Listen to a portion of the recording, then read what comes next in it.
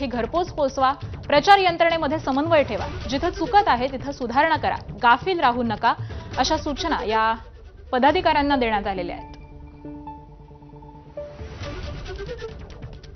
तर पुण्यामध्ये भाजपच्या वरिष्ठांकडून सगळ्या पदाधिकाऱ्यांना मतदानाविषयीच्या या काही सूचना देण्यात आलेल्या आहेत.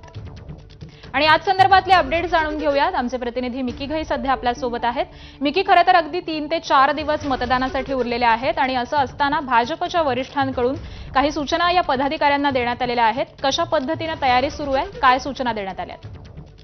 जर आपण बघितलं तर या संदर्भात काही महत्त्वाच्या सूचना वरिष्ठांकडून भाजपच्या सगळ्या पदाधिकाऱ्यांना देण्यात आलेल्या आहेत.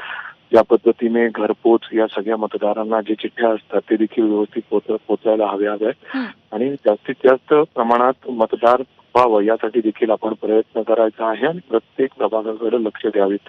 एवढंच काय तर ठराविक लोक देखील त्या ठिकाणी नेमण्यात आलेली आहेत, जेणेकरून मतदान सहजतेने त्यांना व्हावं. बरेचदा गोंधळ असतो, बरेचदा दुबार मतदान येतात आणि या सगळ्या गोष्टींवर मतदार भाजपच्या वरिष्ठ नेत्यांचा देखील या ठिकाणी लक्ष आहे आणि अशा पद्धतीने थेट त्यांनी सूचना देखील दिलेल्या आहेत आणि या सूचनांचं सगळ्यांनी पालन करावं आणि याचं पूर्ण रेकॉर्ड देखील त्या ठिकाणी मेंटेन केलं जाईल असं देखील या ठिकाणी सांगण्यात आलेलं आहे. आणि त्यामुळं आपण बघितलं तर अशा पद्धतीने भाजपने फुल ऑन या निवडणुकीकडे लक्ष दिलेलं आहे आणि प्रत्येक पदाधिकाऱ्याला या संदर्भात सूचना देखील या ठिकाणी देण्यात आलेल्या आहेत.